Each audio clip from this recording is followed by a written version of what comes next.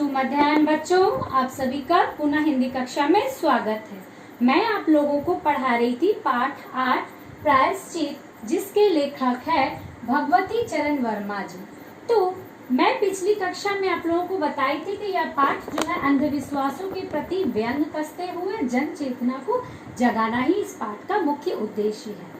तो पिछली कक्षा में मैं बताई थी कि किस तरह जो है रामू की बहू बिल्ली को मारने का प्लानिंग करती है। क्यों? क्योंकि बिल्ली जो है वो जो प्यार से जो खीर बनाई थी रामू के लिए, बिल्ली उसे चट कर जाती है, नीचे गिरा देती है।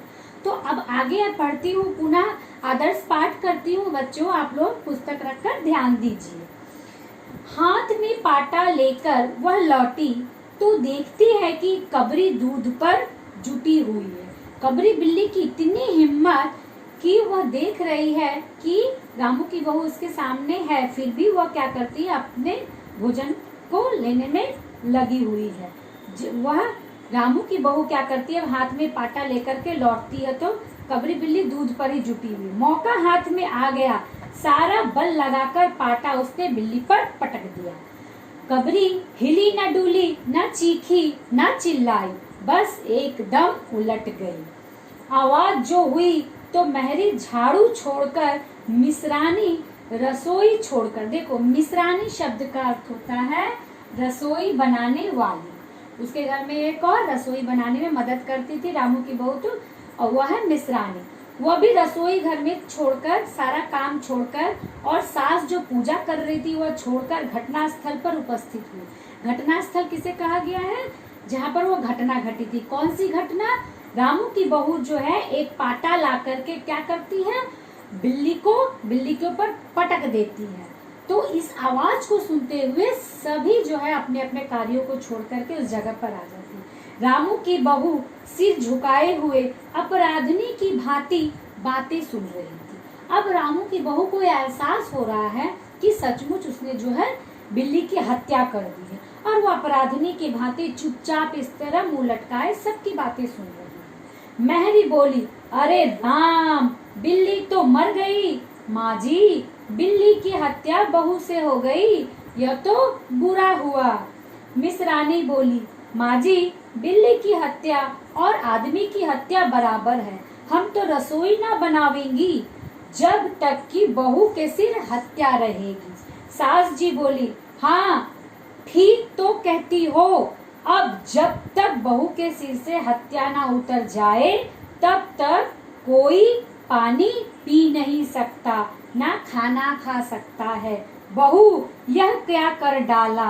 अर्थात बिल्ली को मारने के पीछे जो प्लानिंग की थी रामू की बहू, और वह बड़े जोर पाटा से जो है उसको बिल्ली के ऊपर पटक देती है, लेकिन बिल्ली वाकई में मरती नहीं है। अब देखो क्या होता है, सब सोचते हैं, आवाज इतना जोर से होता है, सब सोचते हैं कि बिल्ली मर गई है। बिल्ली के ऊपर वो पाटा फेंक दी थी, और रामू की बहू को भी जो है गलती हो रहा था।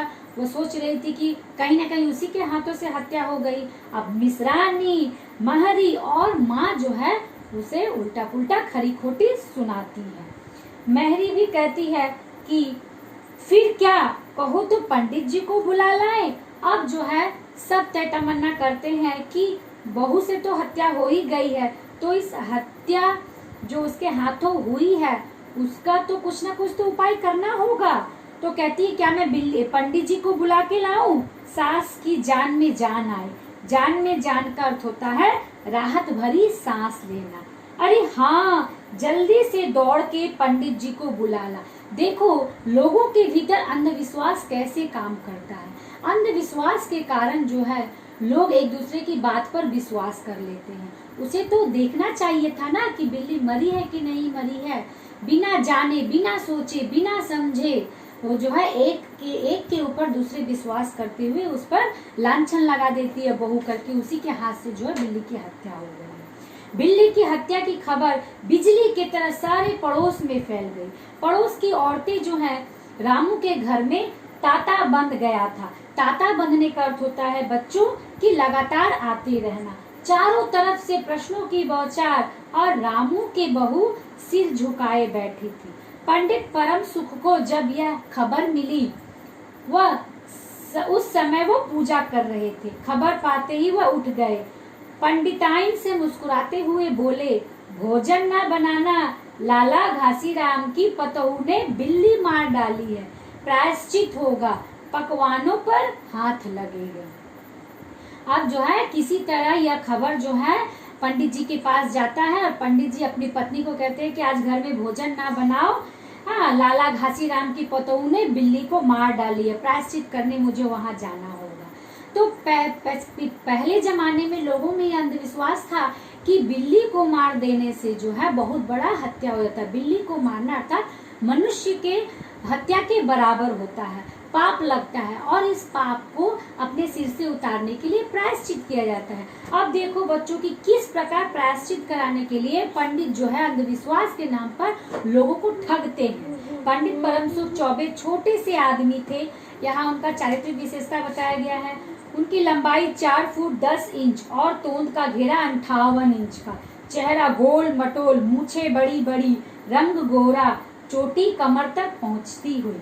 कहा जाता है कि मथुरा में जब पंसेरी खुराक वाले पंडितों को ढूंढा जाता है, देखो बच्चों पंसेरी का अर्थ होता है 5 सेर, तो पंडितों को ढूंढा जाता है तो पंडित परम सुख को उस लिस्ट में प्रथम स्थान दिया जाता था।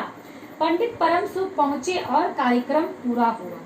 पंचायत बैठी, सास जी मिश्रानी, किस्नू की माँ, छन्नू की दादी अब पड़ोसनी है और पंडित परम सुख सब एक दूसरे को लेकर के बहू के सामने बैठते हैं। बाकी स्त्रियां बहू से सहानुभूति प्रकट कर रही थी। बाकी स्त्रियां, गांव की और जो स्त्रियां थी वो उसे सहानुभूति प्रकट कर रही थी। किस्नू की माँ ने कहा, पंडित जी, बिल्ली की हत्या करने से कौन सा नरक मिलता है?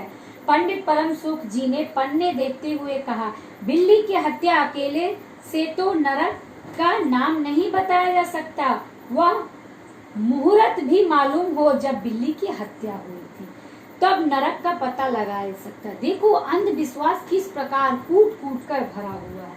यही कोई 7 बजे सुबह, मिश्रानी ने कहा। पंडित परम सुख ने पत्रे के पन्ने उल्टे और अक्षरों पर उंगलियां चलाई, माथे पर हाथ लगाया और कुछ सोचा। चेहरे पर धुंधलापन आया, माथे पर बल पड़े, नाक कुछ सिकुड़ी और स्वर गंभीर हो गया। हरे कृष्ण हरे कृष्ण। बड़ा बुरा हुआ।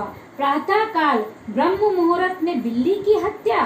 पंडित जी को तो बहुत सारा माल चाहिए था, रुपया पैसा सोना चांदी, क्योंकि पूरे गांव में यह फैल गया था कि बिल्ली की हत्या हो गई है और बिल्ली की हत्या मनुष्य की हत्या के बराबर है।